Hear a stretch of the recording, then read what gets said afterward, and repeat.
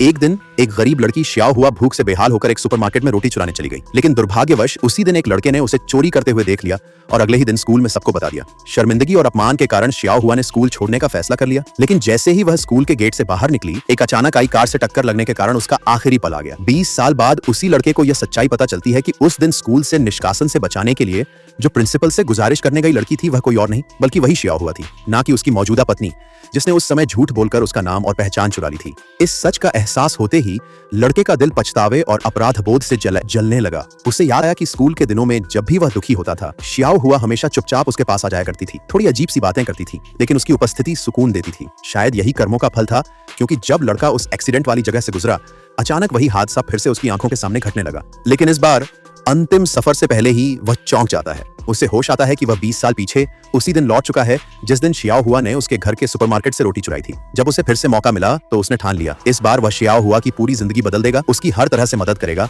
और उसका दर्द दोबारा नहीं होने देगा। दूसरी ओर भूखी श्याओ हुआ उसी सुपरमार्केट में फिर से गई और सबसे सस्ती रोटी उठाकर अपने बैग में छिपा ली। उसका इरादा था कि कुछ दिन बाद पैसे मिलते ही वह आकर पैसे लौटा देगी, लेकिन तभी लड़का वहां आ गया और उसे रंगे हाथों पकड़ लिया। श्याओ हुआ को सुपरमार्केट के रेस्टरूम में ले जाया गया, जहां उसे पता चला कि यह दुकान तो उसी लड़के के परिवार की है। डरते हुए श्याओ हुआ ने बैग से रोटियां निकाली, लेकिन लड़के ने उसे पूरी तरह से चेक करने के बहाने उसका बैग छीन लिया और सारा सामान बाहर निकाल दिया।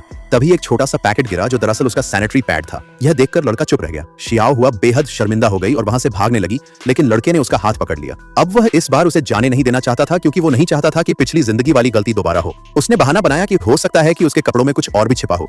लड़के की जिद देखकर श्याओ हुआ रोने लगी और खुद को निर्दोष साबित करने के लिए उसने धीरे से अपनी जैकेट उतार दी और कहा, देखो कुछ नहीं है। इतना सुनकर लड़का भी थोड़ा भावुक हो गया और बोला, बस अब और कुछ नहीं।